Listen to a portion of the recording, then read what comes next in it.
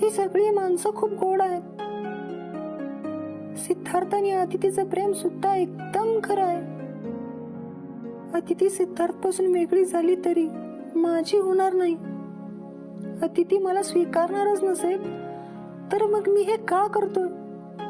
पैशांसाठी? मला हे असले पैसे नको. ह्या लोकांनी मला माझ्या आवाजाबरोबर इतकं छान स्वीकारलं आहे, मग जग पण स्वीकारेल. मलाही माझ्या आवाजावरून जज न करता आवाज, शब्द, भाषा या पलीकडे जाऊन माझ्यावर प्रेम करणारी कोणीतरी भेटू शकते. काय करू मी? खरं सांगून टाकू की पळून जाऊ सरळ उद्या?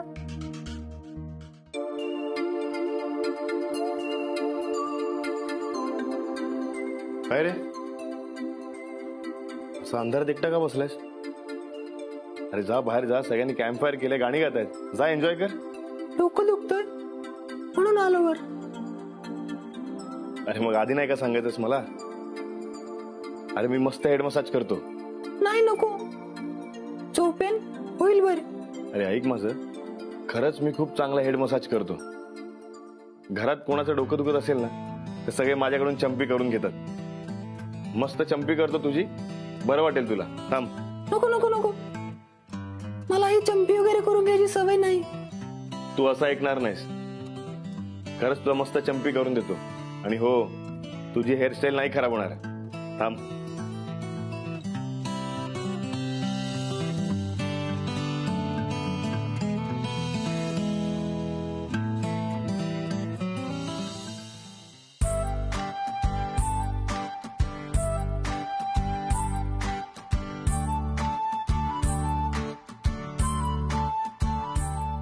थँक्स. थँक्यू. अरे आधी हेड मसाज तर करू दे, मग थँक्यू बोल.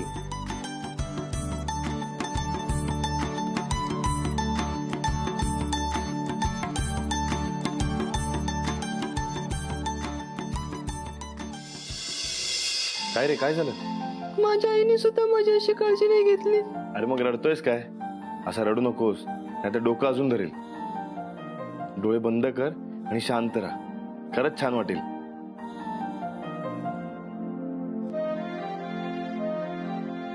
युवराज, तो चेक कसला आहे रे?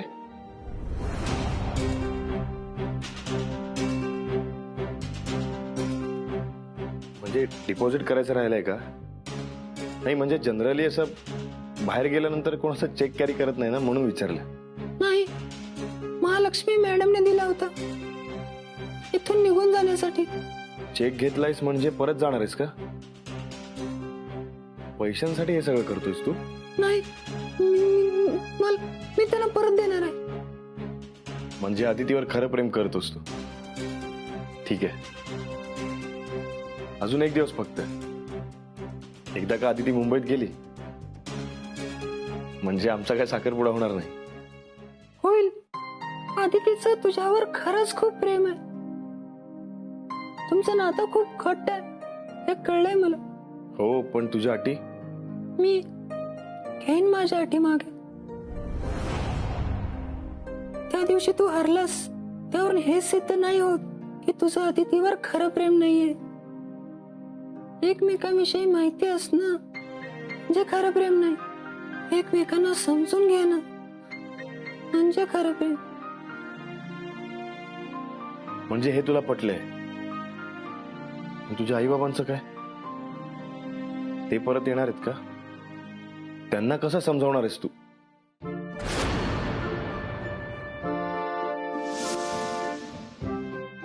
युवराज झोपला पण आत्ता बोलत होता.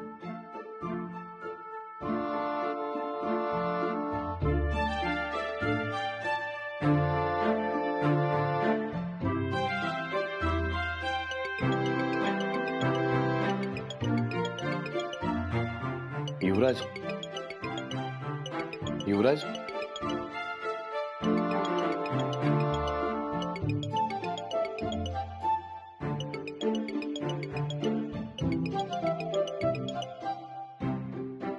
हॅलो युवी, कॉंग्रॅच्युलेशन्स, पहिला चेक मिळालाय. आवाजाने युवराज नसलास तरी कामाने तुला खराखुरा युवराज व्हायचंय. सगळ्या देशमुखांची वाट लावून टाक. अरे महालक्ष्मी मॅडमनी काय सांगितलं लक्षात आहे ना? सिद्धार्थ आणि आदितीचा साखरपुडा तू मोडलायस, पण एवढ्यावरच थांबायचं नाही. आदिती तुझ्याच आयुष्यात आली पाहिजे. हॅलो हॅलो, अरे ऐकतोयस ना? करशील ना हे काम पूर्ण? ओके.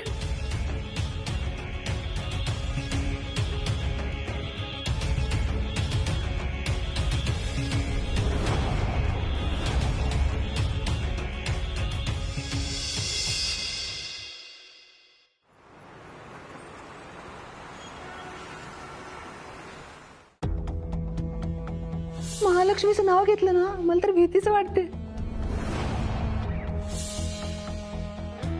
तुला पण वाटतंय ना या सगळ्याच्या मागे ती महालक्ष्मी आहे म्हणून?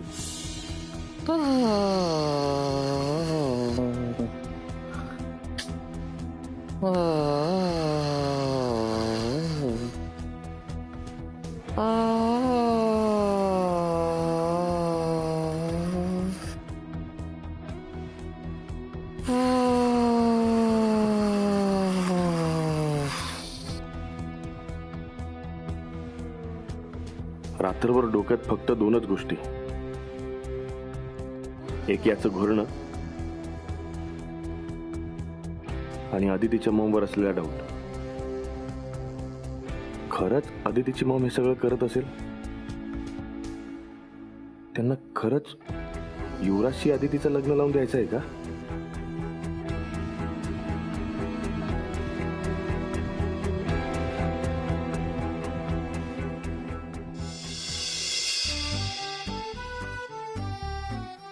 Good morning.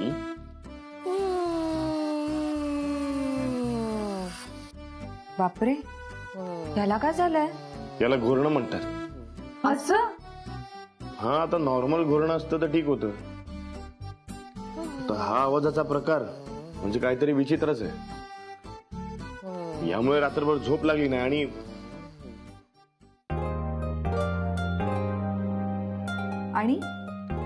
आणि काय? आणि तसंही आता एकच दिवस राहिलाय, त्याला कुठे आता सांगणार की गेस्ट रूम मध्ये जाऊन राहा म्हणून. असू दे रे, एक दिवस सहन कर जरा.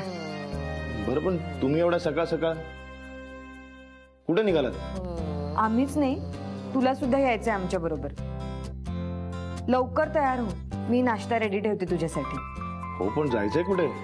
अरे आज आदितीचा शेवटचा दिवस, ठरल्याप्रमाणे तिला उद्या निघावं लागणार आहे.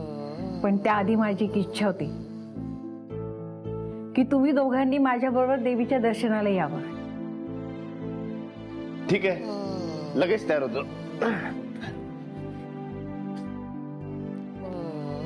सिड, मला नाही जायचंय मुंबईला. हो दिदी, पण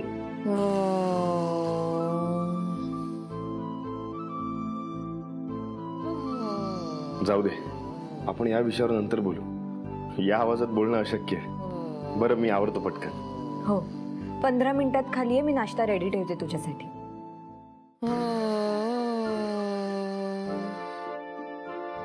चला चला.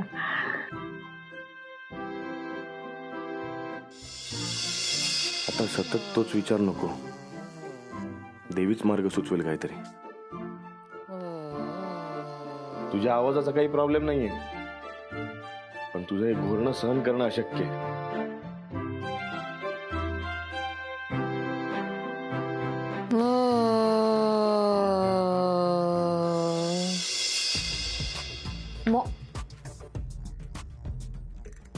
मग तू खाली का नाही आलीस नाश्ता करायला?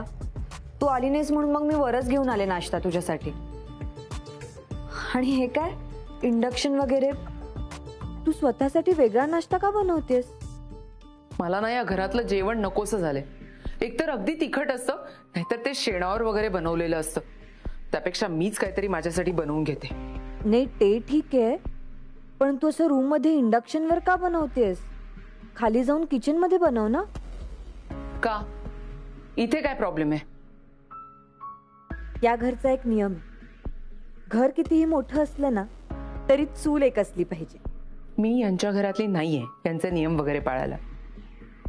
आणि आता तर आपल्या देशमुखांशी काही संबंध सुद्धा उरलेला नाहीये. इथे एकच दिवस काढायचा आहे ना. सो हे मोठं घर, चूल अँड ऑल, प्लीज मला नको सांगूस. मग आता हा नाश्ता आणलाय त्याचं काय करू? ठीक आहे, मीच खाते, तशी घाई आहे मला.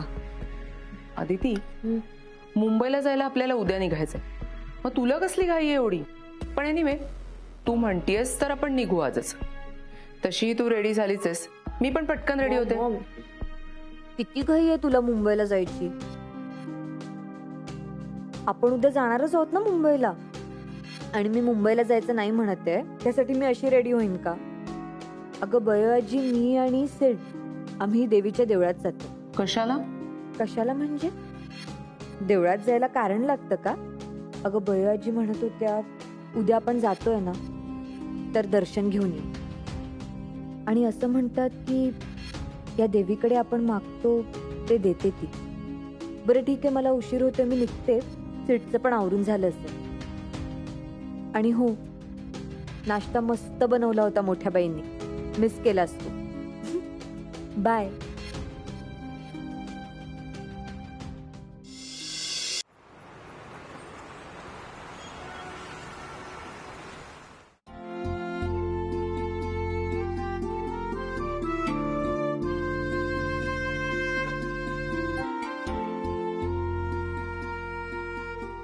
बाई बाई, हे घे आपल्या बागेतली फुलं आणि नारळ.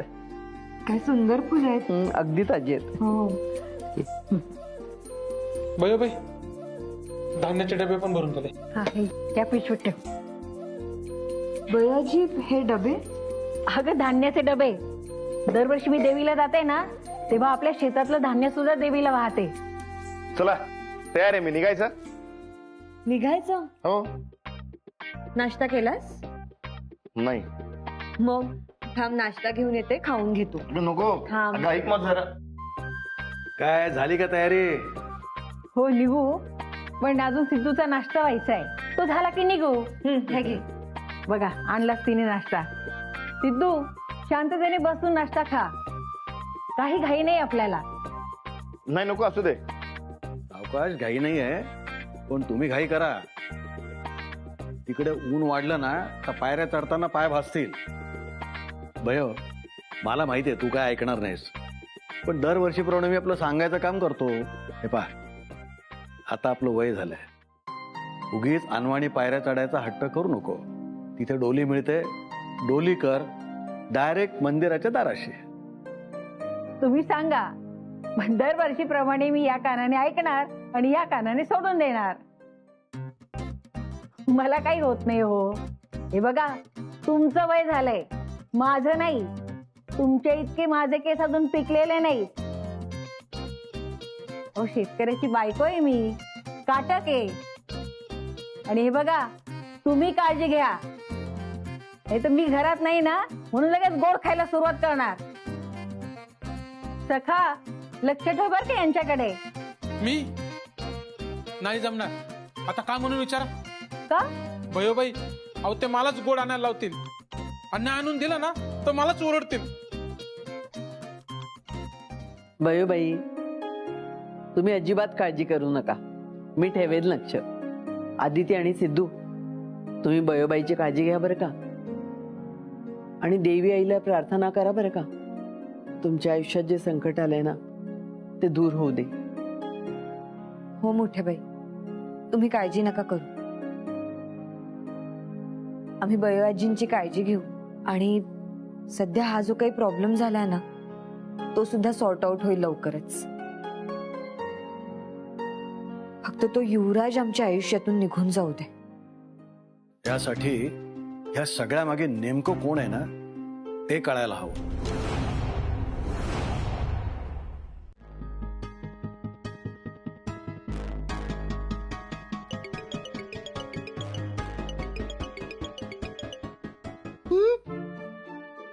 हॅलो, तू उठला नाहीयेस अजून? काय? अरे काय बरळतोयस तू? एक तर तुझा आवाज आधीच विचित्र आणि तुझी बोबडी पण वळली. कसं बोलणार तुझ्याशी? तू एक काम कर, पटकन आवर आणि मला भेट. हूं का हूं? आवर पटकन. एक तर ते सिद्धार्थ आणि अदिती देवीच्या मंदिरात गेले. हे देशमुख तुला माहित नाही येतं? त्या देवळात अदिती आणि सिद्धार्थचं लग्न लावून देतील. अरे अदितीचा आज शेवटचा दिवस आहे त्यांच्या घरात, त्यामुळे ते काहीही करू शकतात. लग्न करून आले तर काय करणार आहेस तू? ते देवळात जात आहेत म्हणजे लग्न करू शकतात का? लग्न करायलाच देवळात जात आहेत? नो नो, हे बघ, हे थांबवायलाच हवं. आणि तुला जर वाटत असेल ना की आपण नको हे करायला, तर तुझा बिझनेस सेट करणं तर सोड, पण आयुष्यात तुला कधी बिझनेसमॅन म्हणून उभंही राहू देणार नाही. आणि हो, तुझ्या आई वडिलांनाही रस्त्यावर आणेन मी. चल आवर पटकन. तुझं हे बंद कर रे आणि आवर लवकर.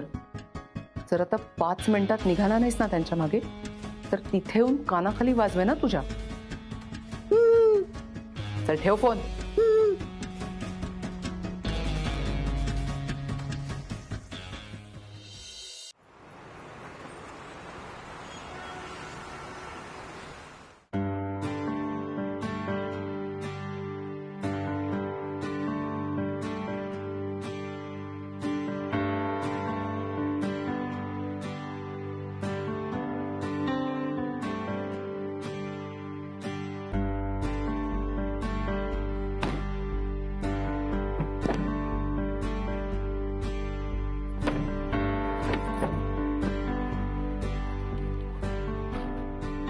बयो आजी, तुमचं आणि तात्यांचं किती प्रेम आहे एकमेकांवर.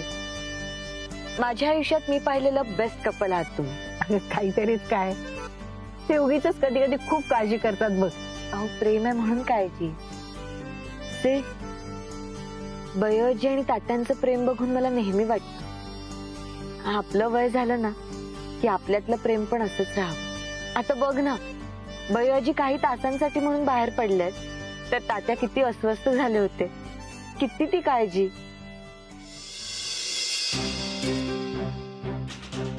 सेठ, सेठ, अरे काय कसला विचार करतोयस? आवाजाने युवराज नसला तरी कामाने तुला खराखुरा युवराज व्हायचंय. सगळ्या देशमुखांची वाट लावून टाक. नाही नाही, काय नाही. खरं सांग, लक्ष नव्हतं तुझं अजिबात. काय झालंय सांग. अरे महालक्ष्मी मॅडमनी काय सांगितलं लक्षात आहे ना? सिद्धार्थ आणि आदितीचा साखरपुडा तू मोडलायस. पण एवढ्यावरच थांबायचं नाही. आदिती तुझ्याच आयुष्यात आली पाहिजे. हे बघ, परत हरवलास कुठेतरी. सिद्धू, अरे काय झालं रे? नाही काय नाही. अगं ते झोप झाली नाहीये. तो युवराज खूप घोरतो ना म्हणून. मग ड्राईव्ह करशील ना की मी? नाही नाही, काही प्रॉब्लेम नाहीये, मी चालवतो. ठीक आहे, घरी आलास ना की झोप जरा वेळ, मग बरं वाटेल. बरं आपण लवकर निघूया, म्हणजे लवकर परत येऊ. निघायचं? हो हो.